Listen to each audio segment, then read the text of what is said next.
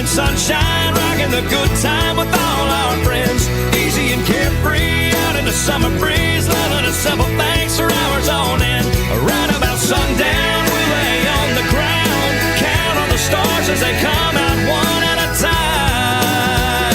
time. Ain't this a sweet life? Hey everybody, I'm X Factor winner Tate Stevens, and welcome to the Sweet Life Podcast, where we talk about everything from music, sports, food, entertainment, and, well, just living the sweet life. Hey everybody, Tate Stevens here with AJ Kronk as usual. Yeah, man.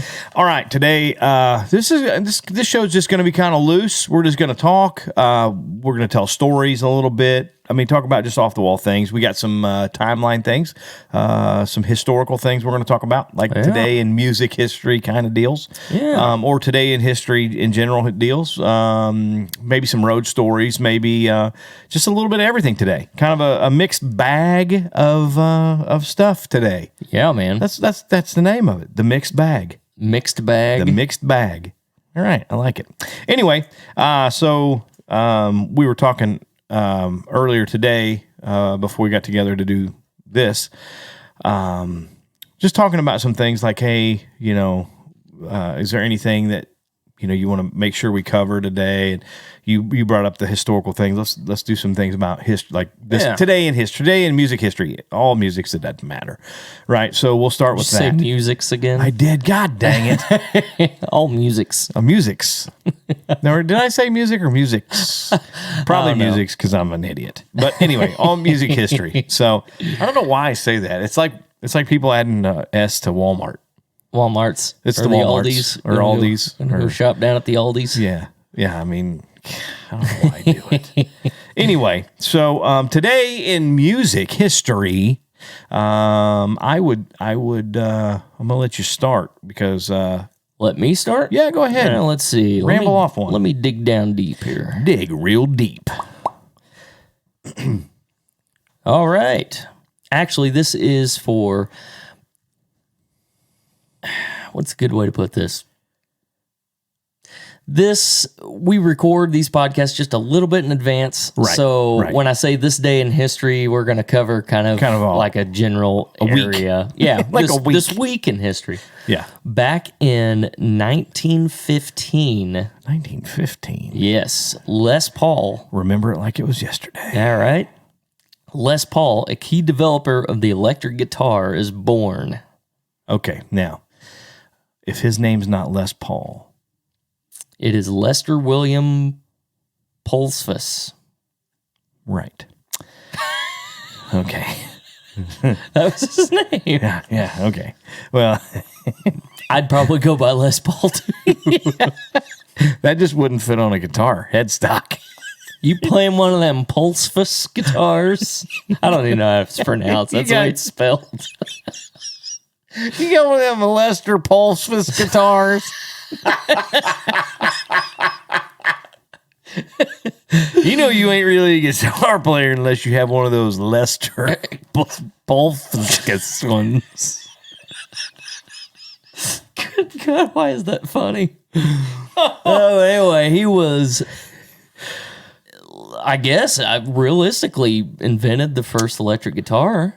I mean, possibly. Yeah. Possibly. I mean, they called it like the log or whatever. He had like a hollow body, but he put it was like a 4x4 all the way down the middle of it, like extended from the neck and mounted pickups on it. So he could play through an amp and come through like playing with big bands and stuff. Oh, yeah. Yeah. What'd they do before? I mean, I know mic'd guitars. Yeah. But what, like, before Les Paul came around, they didn't have electric guitars then? I don't think so. So everything was just acoustic. Yep. See? Crazy to think. Just a guy. Yep. He just came up with a guy with an idea. Man. I have an idea every morning when I get up. Yeah. Then I go to the bathroom. And it's gone. Then you start looking at TikTok and it's gone. And it's gone. The idea's gone. Stupid TikTok. Yeah.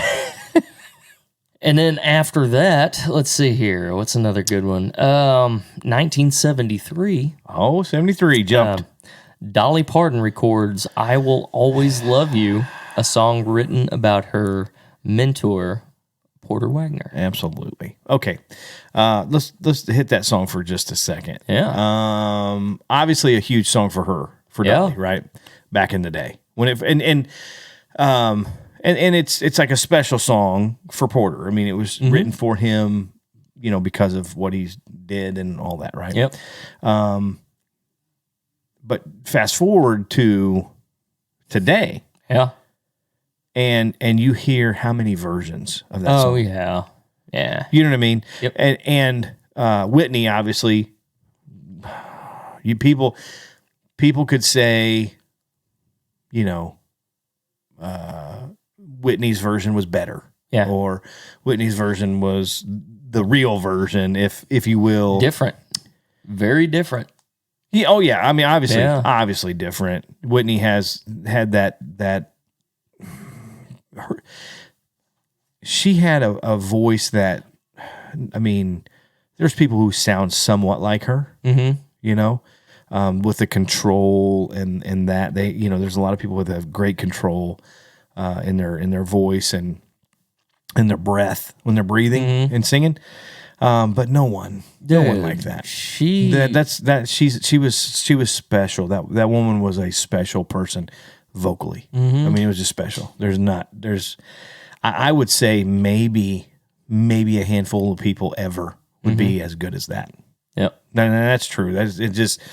Beyonce, great, Carrie, great, Kelly Clarkson, great, Trisha's great. I mean, there's a lot of great ones.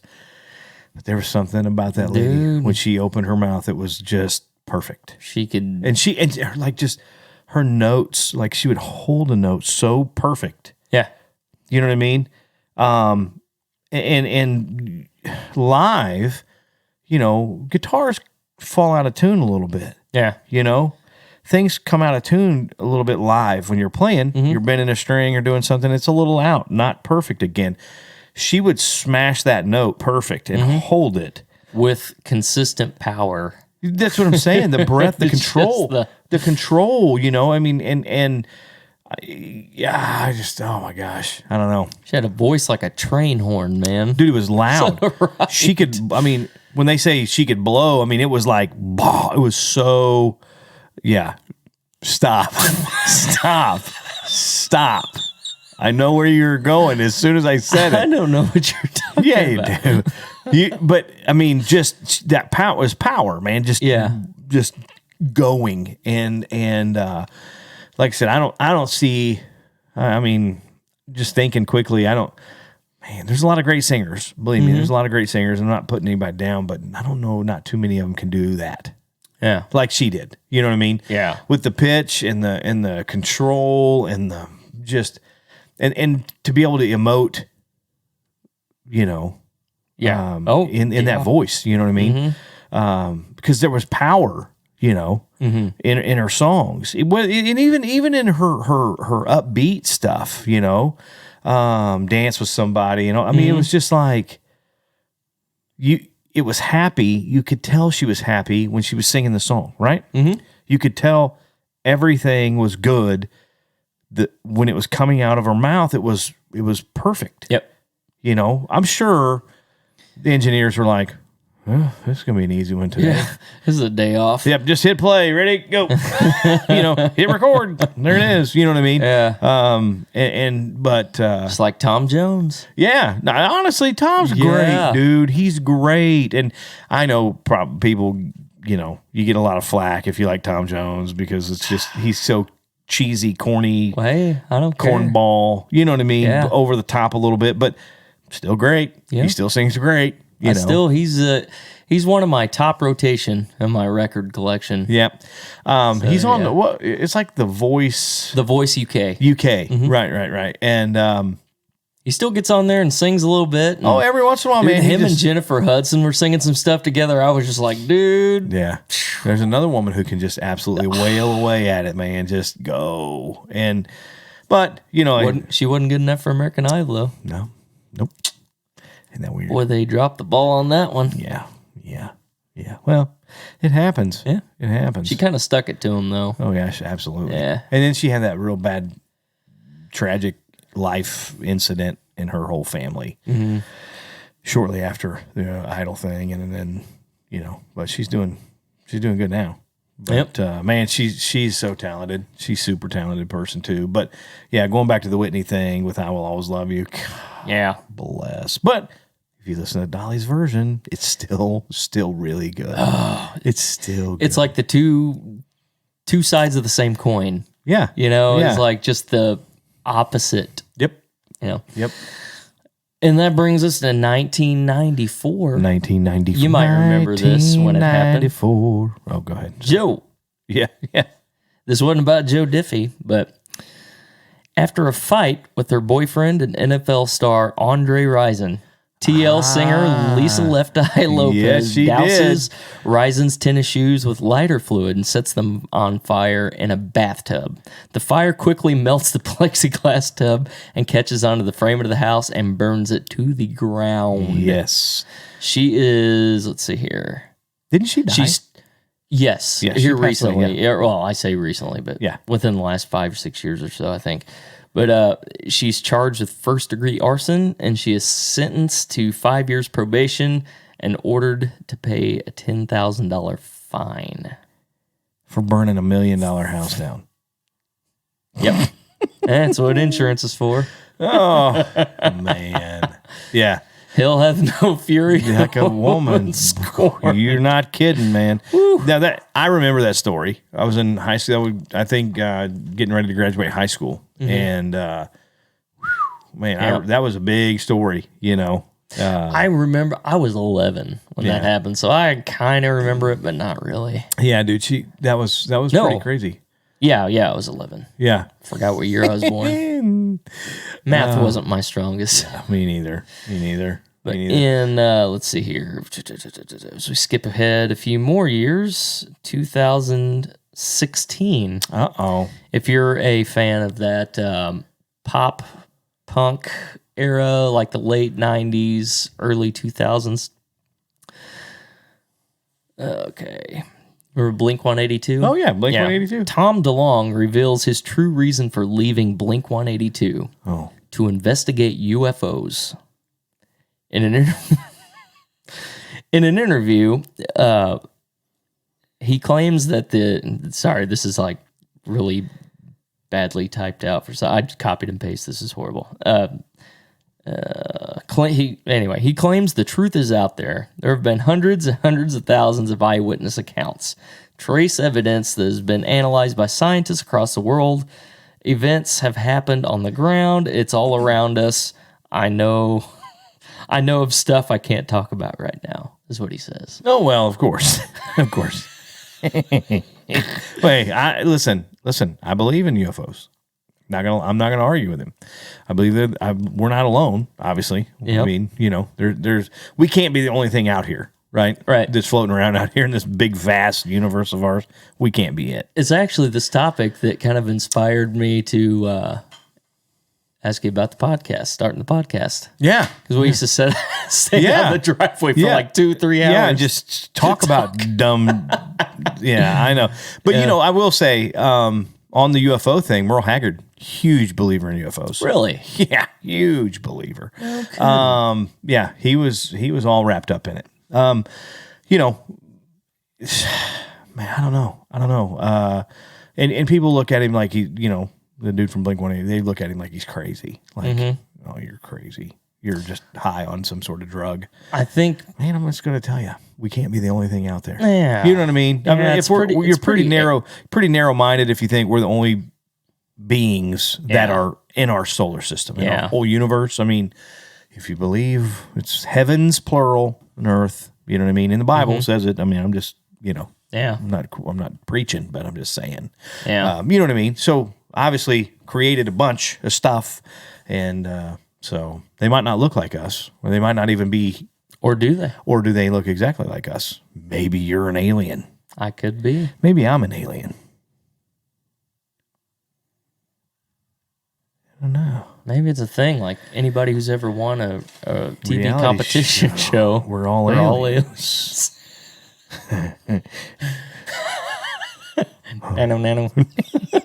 Mork calling Orson. Come in, Orson. That was also one of my favorite. Really? Mork and Mindy was one of my favorite shows, man, of all time. I was a huge Happy Days reruns, but that and the old Batman 62. Oh, yeah. You know, the Adam West Batman show. Adam West. Oh, yeah. They used to have on Nick at Night. I remember growing up as a kid, Yep. they used to have that on 2 episodes back to back because there'd always be the first episode and would go like, Yeah. will they stop the Joker? Yeah. Tune in next time. Yeah. Same bat time. Yeah. Oh, yeah. Okay, so we're talking about TV shows a little bit. Yeah. Talking about aliens. Here we go. Here's some alien stuff for you. The X-Files. No. Before the X-Files, there was a TV show called V.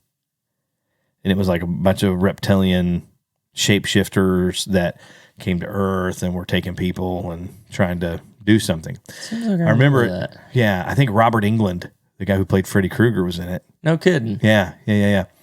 And I can't remember who else. There was some big stars in that show. It was one of those. It was on for like maybe a season or two, and that was it, and it kind of went away. Yeah. But I remember that show. But also, growing up as a little kid, I mean, I don't remember how old I was when Alf. Oh, yeah. Loved it. From Melmac. Yeah, from Melmac. He always wanted to eat the cat. Yeah, because it's like, they're like, Alf, you can't eat the cat. He was like, what? I was petting it with my tongue. You know what I mean? It's like, come on, man. Yeah. That was good stuff. Alf was good stuff. Yeah. But Do you remember? You may remember this show. It wasn't a very good show. For some reason, I got into like 6 episodes of it, and then I kind of lost me. But it's a show called Sliders. These, I can't even remember how it started. These guys like found this is like a interdimensional portal. There's like 4 of them. Like these 4 people would go from one parallel universe to another, where like each one was like just off in just a way to make it interesting. Right. It's like Quantum Leap, but basically kind of the same story every week. But Quantum Leap, dude, that was a good show. That was my favorite show. It was a good show. Quantum Leap was good. Yeah. Wasn't a big MacGyver guy. Watched it for a few. There was a few good episodes, but I think he fixed a rocket with a piece of gum and some, it was like a bottle cap and a piece of gum and kept the rocket going. Yeah. I'm like, come on, man. But yeah, it was back in the day. A-Team, obviously. Oh yeah, the A-Team was a good one. That was it. Did you like the A-Team movie that they came out with? Okay. Yeah. It was okay. I thought the guy who played Mr. T's part. Oh, Rampage Jackson. Yeah, I thought he did pretty good. Yeah, he was believable in the BA category. Yeah. He did good enough on that one. But yeah, there was a couple other shows growing up that we watched. Kind of, my mom. Oh, because when you're a little kid, you kind of got to watch. We only had one TV for a long time, so if you didn't want to watch what they were watching, you went outside and played. Yeah, right? That's what I did. Yep. I was doing whatever, and my mom loved Highway to Heaven. Oh yeah, Michael Landon. Oh yeah. Yep. I mean, love that show, and she would cry every. I walk in, I'm like, Mom, why are you so sad? This is no, it's so good. It's so good. I'm like, good Lord. Yeah, we used to watch that too. Yep, Highway to Heaven. That was a good one. All right, moving forward, 2017. Okay. Oh, 17 now. Yes. Gene Simmons of Kiss files a trademark application for the devil horns hand gesture, which he claims he invented in 1974. Okay, look, Gene. You can't own everything. Please stop. Please stop, Gene Simmons. Please stop. I mean, if you look at he's smart. He's a business guy. That's what he does, right? I mean, he owns Kiss. He owns it. Yeah.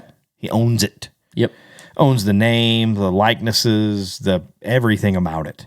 Their merchandise. Yeah. I mean, good Lord. And this will probably piss some people off.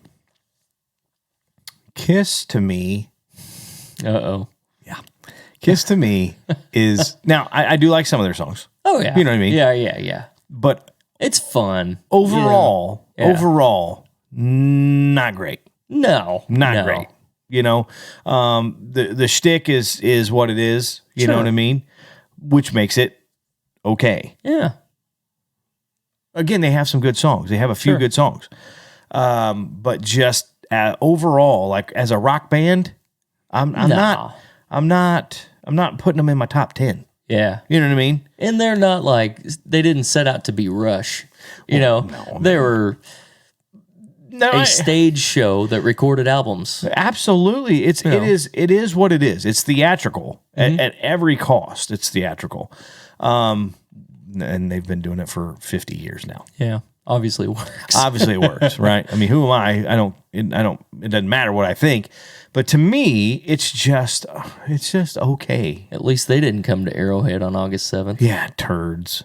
Dude, I'm gonna write into him and just be like, look, man, I'm gonna send in a video message to his Facebook page from my Facebook page. Just so everybody knows, we had a show booked, or we have a show booked, yeah.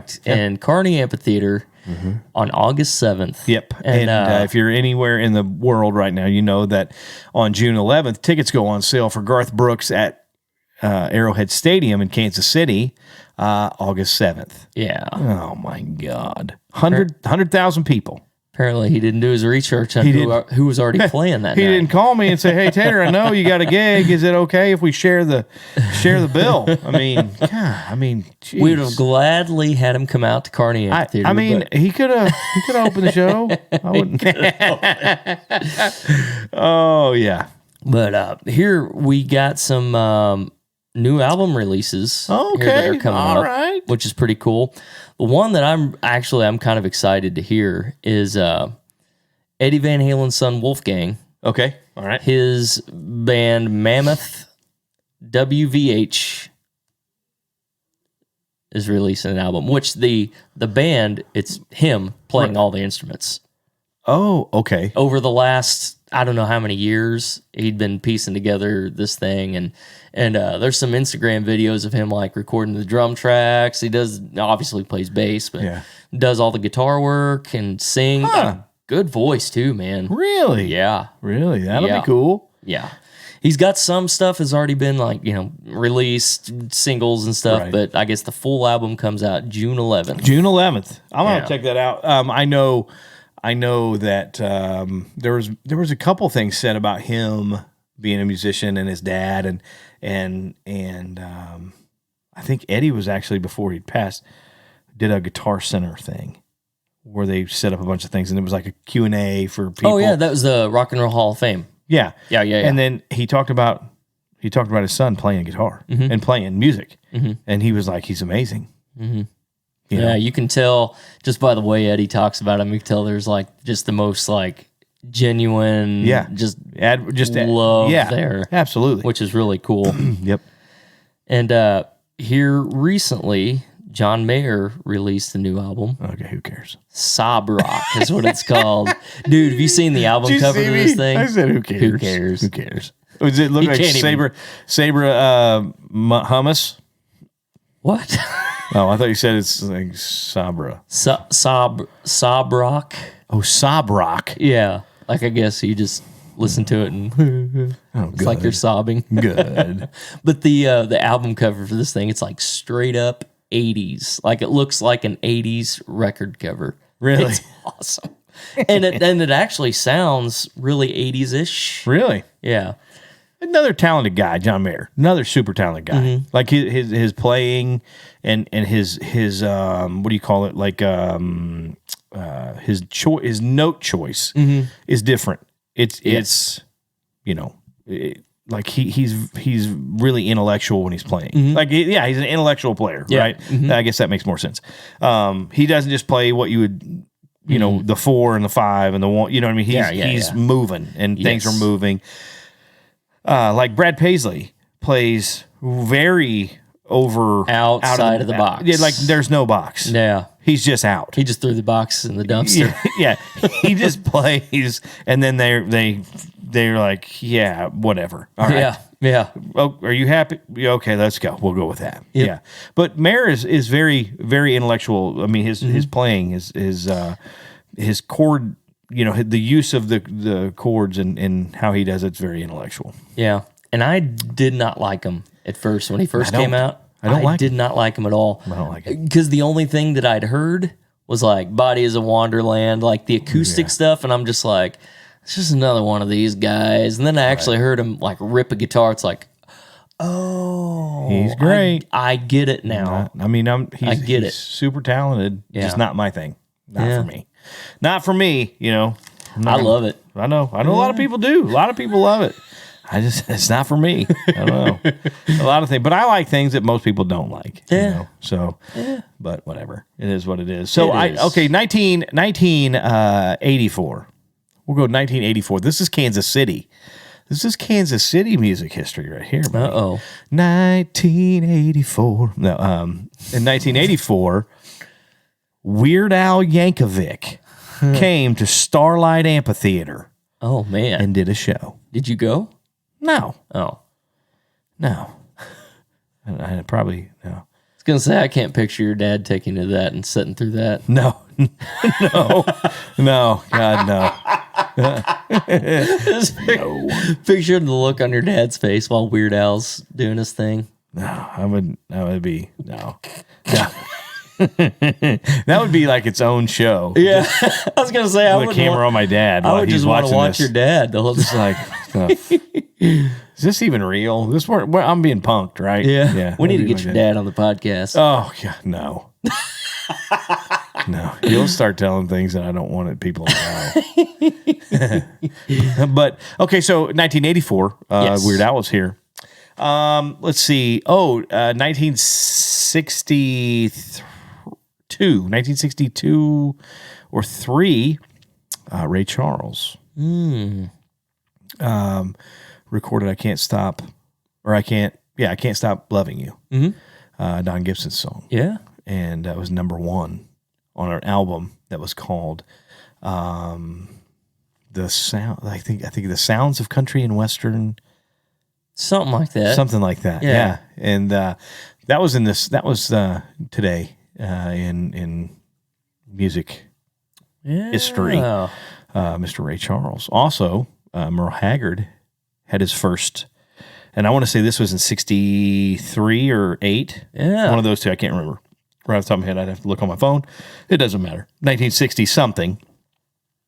Merle Haggard had his first hit on the charts with Sing a Sad Song. And sing it for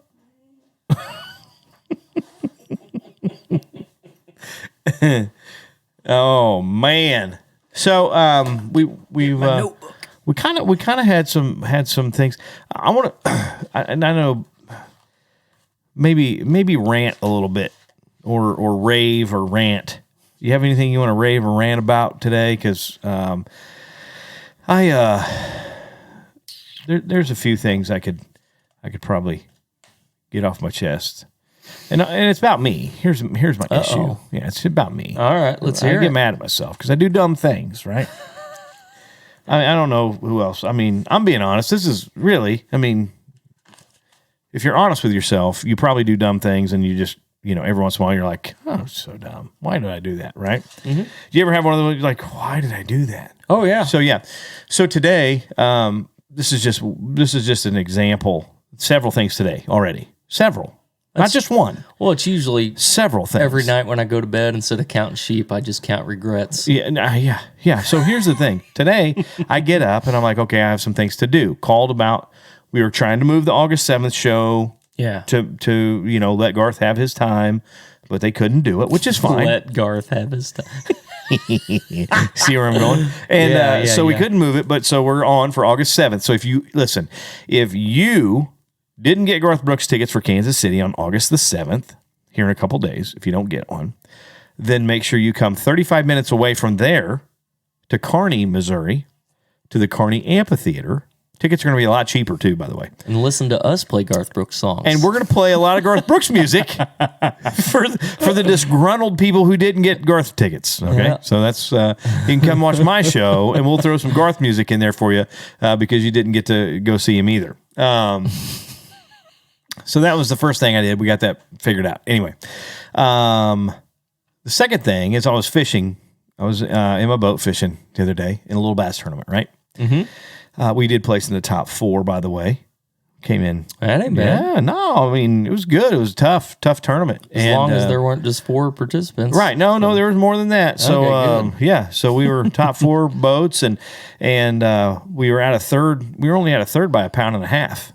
So, almost in third. So, anyway, we had a 13 or 14 inch rule on bass. So, you know, if it's under that, you have to throw them back. They don't count. So I got one. I caught a fish, and I'm like, oh man! Pulled out my ruler out of my boat, little aluminum slide ruler, right there in the boat. Pulled it out, laid it on the carpet. Bam! Threw him down. He was whatever it was, right at the minimum, and it was the first fish I caught. So I'm like, he's going in the live well. Just we'll call him as we go, right? Mm-hmm. Threw him in the live well, shut the live well thing. My hands were wet from messing with the fish and the water, and I picked up my aluminum ruler from the boat, and I went like this, and I know they can't see me, but I kind of moved my hand, and I just threw it right out in the water, and it sank to the bottom. So I had to get up and order one of those today, and I forgot to do it Monday. That was $45, by the way. Ranger boats. Ranger boats are proud of their stuff for a little aluminum. I think it was $45. Man, you can get a wooden one at Walmart for like $1. Yeah, I know. But anyway, so that was a dumb thing that I did that I was mad at. So we had the show thing, then we had to order that, and then I'm building my wife a 3-drawer filing cabinet. Oh God, you're still doing that? Shut up. Right? So I was like, I'm gonna get the drawers, the slides put in. Yeah. I bought the soft close slide. You can slam it and it just slowly shuts and all that stuff. Mm-hmm. Got all that done, and I'm like, oh yeah, man, got my drawers built. Everything was built. Boxes built. So put my slides in. I got my Craig jig. Here's a little plug for Craig Jig. They're great stuff. That's great stuff. Got my little Craig Jig slide deals, jigs on. Clamped them on, put the slides on, screwed it on, put the cabinets in, screwed the cabinets in. Great, right? Well, love the sound effects, by the way. Yeah. Made a few mathematical errors in my calculating. Yeah. Right?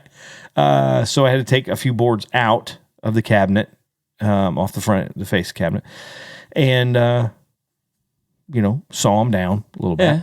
So cut it out like an 1/8 inch or a little more off, so the drawer would actually fit into the hole. So I got it all together, right? Yeah. And I'm like, it's coming together. All I got to do is put face plates on them, put the handles on them, trim it out, put the feet on it, paint it. We're done. Yeah. Right. Grab a folder, a file folder, right? So I can make sure I'm going to mark where I'm going to put the runners so the hanging files hang. Uh-huh. My drawers are a 1/2 inch too narrow. Yep. Well. So, yeah. So I'm like, so I put the hanging file in there, and I'm like, well, that's not good. that's not going to work. Nope. I mean, the file itself goes perfectly, but the 2 tags that hang over to hang on the rail, they're sitting barely on the sides of the thing. Bummer. Yeah. And so it's What do you basically, do? so the only thing I can do is turn them long ways and get the rods that go this way. I mean, so Yeah. they're 13 Well, inches. It's 13 inches deep. That's all. I'm like, I don't know how many hanging folders you're going to be able to put in this one, because you can't put, they're not long enough. I think it's only 17 inches. The drawer's 17 inches deep. Mm-hmm. So I don't think you can put 2 hanging folders in side by side. So it's just going to be one, and there'll be little short things. So yeah, I was pretty upset with that because I'd already built my box, and I thought I had it perfect. Yeah. I'm like, this is going to be perfect. It's a perfect height, width, size, everything. Mm-hmm.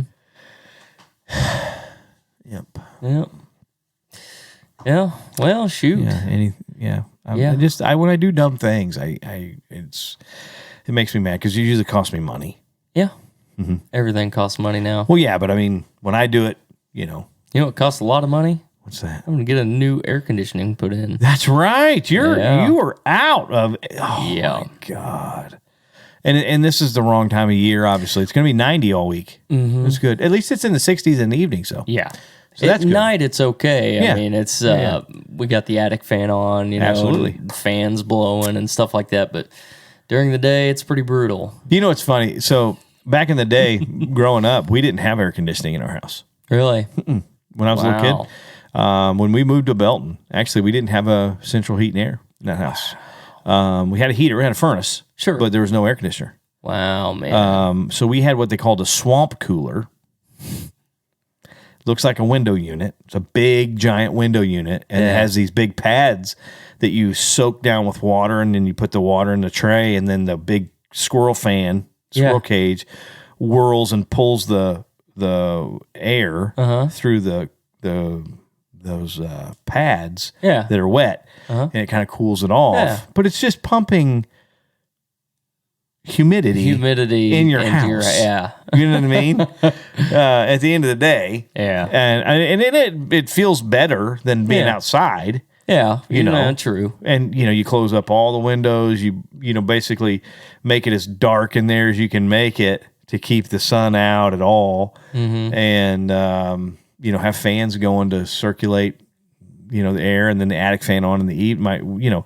But back then, see, dude, I didn't even.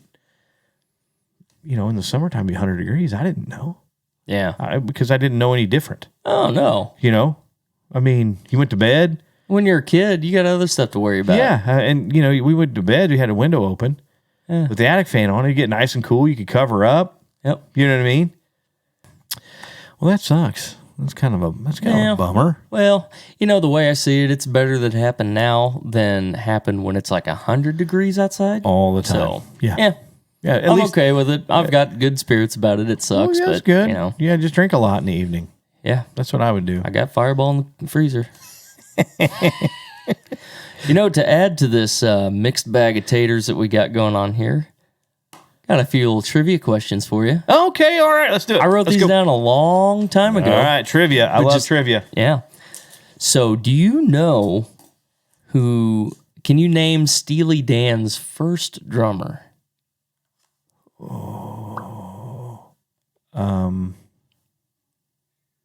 I assume no. No, I'm going to say no, but I guarantee as soon as you say it, I'm like, gosh, dang it. Yeah. Chevy Chase. Golly. Yeah, Chevy Chase, the comedian. He was Steely Dan's first drummer. Wow. Yes, sir. Isn't that crazy? That is crazy. That is nuts. I've heard him play like piano and sing, but I've never seen him play drums. So I don't know what that's all about. But supposedly he's pretty good. Apparently, if you're in Steely Dan, that's what kind of good. The Steely Dan guys said he's pretty good. Okay.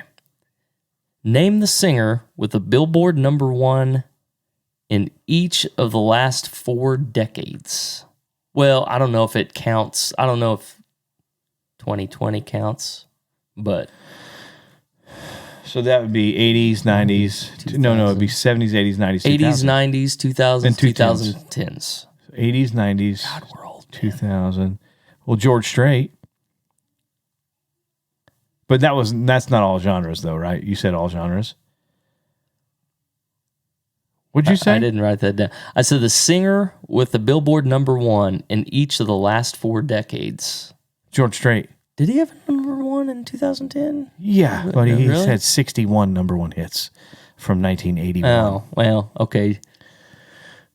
Singers. Okay. Pop singer. Mariah Carey. Mariah Carey. Yeah, Okay, yeah, all right. yeah. All right. That was good. Mariah Carey. Yeah. Like, what is ZZ Top's drummer's name? Oh, you said it. It's Billy, Dusty, and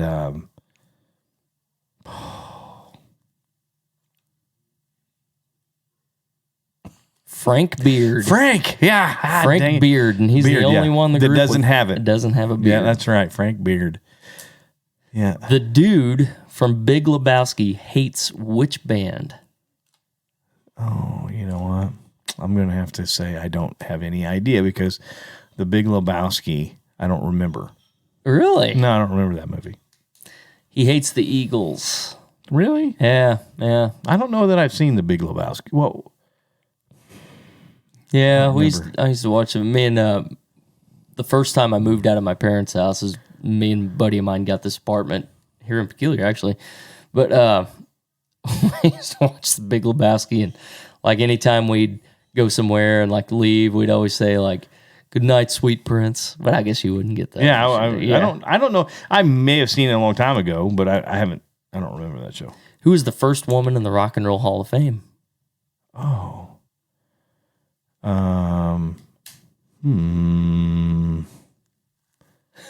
I don't know. You better think. Was it Aretha Franklin? Yeah. Yep. First woman in the Rock and Roll I almost Hall said of Tina Turner.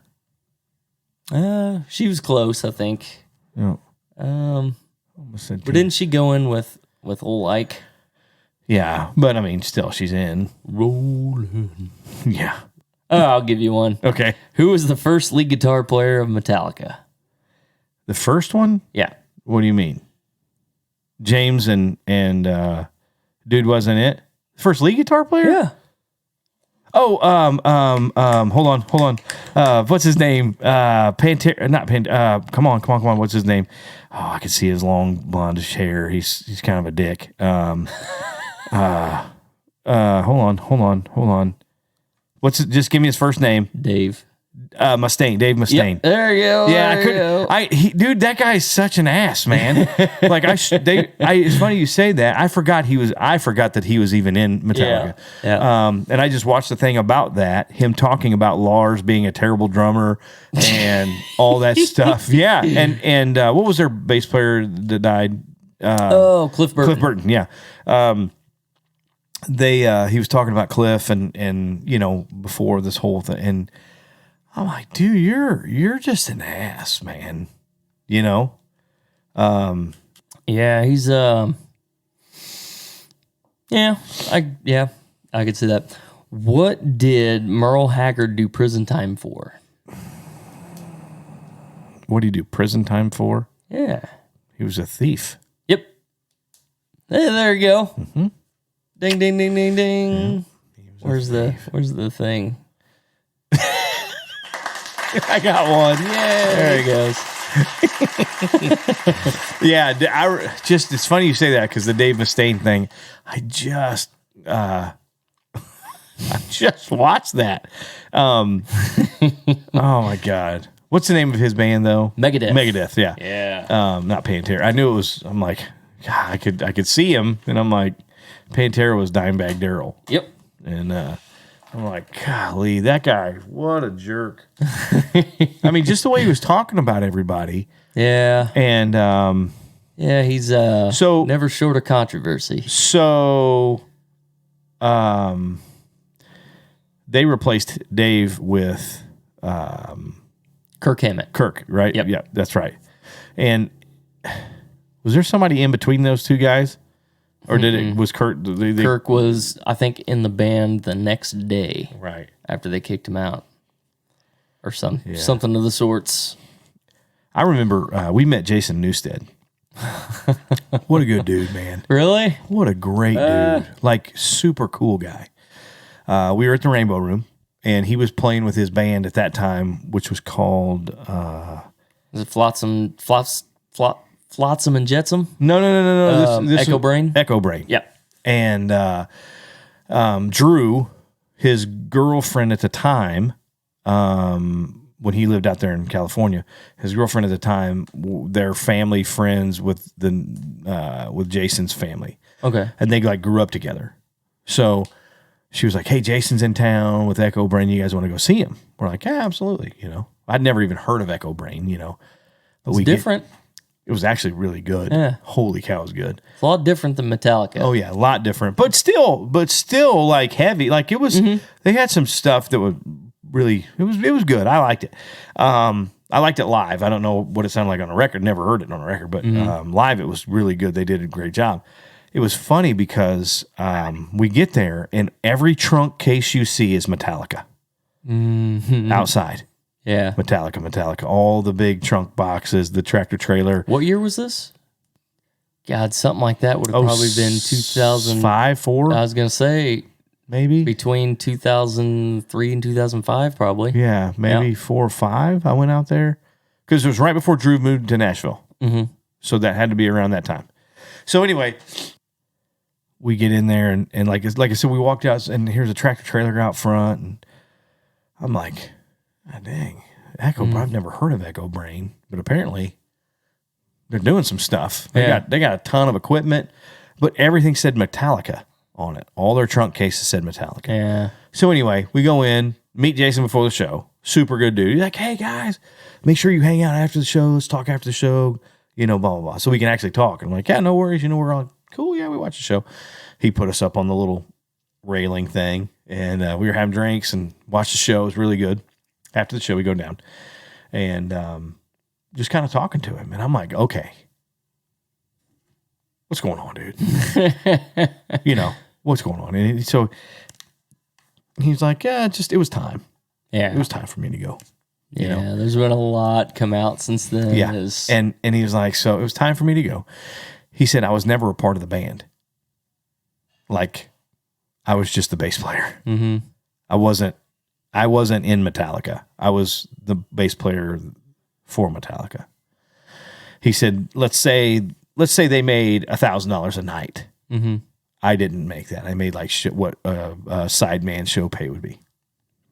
So he said, which was still really good.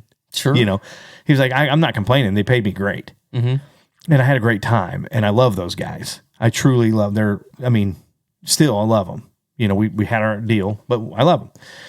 And I'm like, "Okay, well, how come all the cases say Metallica?" And he goes, "Because I own it all." He goes, "I own our whole rig. The whole production rig that you see at a show, I owned it all. I bought it. That's the only way I could make money." And he said, so they leased all their equipment from me. And I'm like, smart. Dude, that's super smart. He goes, "Yeah, I spent $2.5 million on gear."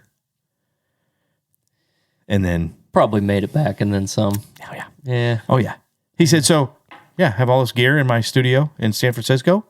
And he's like, "Dude, that's where I met these guys." He said, "They're just super talented kids that didn't really have a direction, and they didn't have a bass player." Yeah. And he said they came in to record some stuff, and they were kind of fumbling with some bass lines. The guitar player was going to play bass and then play guitar over that, that kind of thing. And he said, "I'll just play bass. Just give me some charts and I'll play the bass. And then you guys can fix them if you want to or whatever." He said, so I did it and it worked and they loved it. And they were like, "Hey, can you come do some gigs with us?" He's like, "Absolutely." And he goes, now it's Echo Brain. Yep.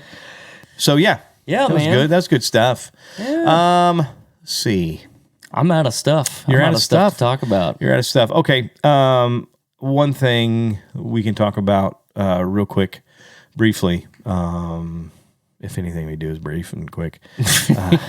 I can make it brief and quick in editing. Yeah. We need to do some reviews, more like in depth. You know what I mean? Like really dig into some songs. And I wonder if we can't play a piece of the song. Oh, yeah. 5 seconds, 10 seconds here and there. Yeah, I think that falls under what's that legal jargon? It's like an educational little thing. You know, if you're doing like an album review, you can play just like a little bit of a song. Right. Just as long as you're not just like, and here's Friends in Little Places by Garth Brooks and just play. Yeah. You know? Yeah. I think we can do some more stuff like that. Yeah. And everybody let us know if there's a topic you want us to talk about or... Yeah, seriously, that would be great. And I know, we're going to have some more people on as guests and, and other things like that. I do want to give a little update. We had Kevin Rogers, my buddy Kevin Rogers, professional fisherman, on last season. He was early. Episode 3 or 4. 3 or 4 right in there. That. Yeah. So he's out on the National Professional Fishing League tour right now, tournament. Bass or crappie? Bass now. So he's a bass fisherman now. So he was probably one of the best in the country crappie fishermen. Yeah. And now he's trying to be one of the best bass fishermen in the country. Wow. So he made the jump to the Professional Bass League, which is a brand new league, this National Professional Fishing League. It's brand new. I think there's 6 tournaments in this season, but they're at Harris Chain of Lakes. They were at Eufaula, so they're fishing the big fisheries, just like the bass, Masters and the MLF and all that. Yeah. They're fishing the same lakes as those guys. Winner gets $50,000. Yeah. Every tournament winner is $50,000 and all that. So, first 2 tournaments, he didn't go very good. He just didn't. I mean, he was in the. I can't remember how many. I don't remember how many boats are in it each week or each tournament. And I mean, he wasn't in the top 30 in the first 2 tournaments, but he just this last tournament in Florida, Harris Chain of Lakes, I think he was in the top 20. So he actually made it. He got a check for $9,000 for that tournament. So that was his first place in a tournament. His first placing in his professional bass career. Awesome. Well, it didn't take him long. No. I mean, when you're a fish, I guess it's all relative. it's sort of enough. Yeah, I mean, crappie fishing, that's a whole other world in itself anyway. But bass is just. There's so many different things you can throw, and the water and the temperature and the clarity of the clarity of the water, the clarity of the sky, you know what I mean? There's so many things that mess with bass. That dictates what you're throwing, the colors you're throwing, how deep they are, whatever they're eating at that point. You got to find out pre-spawn, post-spawn, are they, whatever. Yeah. So there's a lot that goes in bass fishing. I know I took 4th in the tournament we were in. Anyway, but I know Mikey, another update on Mike Rogers and Jimmy Fortune. They're out. Mike was our first guest. Yep. I think Mike and Jimmy was our second or third or whatever it was. Jimmy and Mike are out with the Brotherly Love thing. They started going out and touring as Brotherly Love with Ben Isaacs and so it's are they rolling through Kansas City? I don't know yet. So I asked him, I just saw a thing, they were in Florida. They did a big show in Florida with like CC weigh-ins and all that. Yeah. So it was a big outdoor festival. They did one there. But I don't know if they're coming through Kansas City yet or not. I asked him how it was going as far as, did it look like they're going to pick up a lot more dates this year and he wasn't really sure. But he's out right now. I mean, he plays with Ricky Skaggs. So yeah. It's not too bad of a gig. And they have a show coming up, I think end of June or 1st of July, right in there. At the Ryman. That's like only one of the most coveted jobs for a bluegrass musician. I know. My God. I know it. So that's all, Bluegrass country. I mean, just anybody in general. Man. To play with Ricky Skaggs. But so jealous of that guy. Yeah, me too. I mean, honestly, dude's so talented. And it's sick, and he's such a sweetheart of a person, and it's like I'm just waiting. I'm going to find out something bad about him, because he's too nice and he's too good at what he does. So it's like, there's got to be something wrong with you. Somewhere, there's something wrong with you, dog fighting ring, maybe? Yeah, maybe. Maybe? Yeah, he's going to have a dog fighting ring. So that's a little update on Mike. He's playing with Ricky Skaggs and then the Brotherly Love thing with Bradley Walker and Ben Isaacs and Jimmy Fortune and him.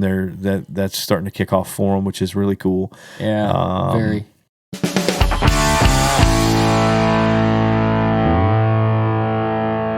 All right, guys, that is this episode. It's just a mixed bag of Mixed bag of taters. Mixed bag of taters. That's perfect. All right, guys, make sure, like I said, make sure you follow us on all social media platforms and leave us a 5-star review and a rating on all podcasts where you get your podcasts, Google, Podbean, all that. Yeah. So, anyway. The big one is Apple Podcasts. Yes. If you can leave a rate, rate it and review it. Yeah, 5-star rating and review on Apple Podcasts. That would be great. Yes, that helps us out a great deal. Perfect. All right, we'll see you next time. We out. Ain't this a sweet life? Hey guys, thanks for listening. Want to ask a question for a future episode? Well, hit us up on Facebook or Twitter with #SweetLifePodcast. And be sure to give us a 5-star rating and hit that subscribe button. Leave us a review on Apple Podcasts, Google Play, Stitcher, or wherever you get your podcasts. Make sure you follow me on Facebook, Instagram, and Twitter to stay up to date on the latest news and information for the Sweet Life Podcast. And we'll see you next time.